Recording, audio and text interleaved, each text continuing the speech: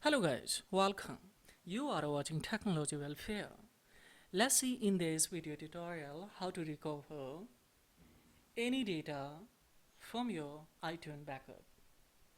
If your iPhone device is unable to recover online any data that is already damaged or not in a position to recover. So if you have a saved in your iTunes backup, yes, by using of these tools, you will be able to recover all the data that is available in your iTunes backup. So let's see how you will recover. So for it guys, you will have to download firstly, this is iMyFone Debug, and you have to click here, recover from iTunes backup data, and you have to connect to your iPhone device, and simply you have to go for a start, and after clicking here, see we have an option here.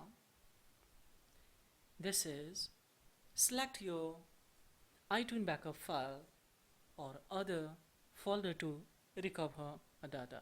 So simply what I will do guys, I will click here, and wherever you have saved your iTunes backup data, just select that one and go for select and do OK, and then you have to go for next. Then you will be able to easily recover all the data that is available in your iTunes backup, and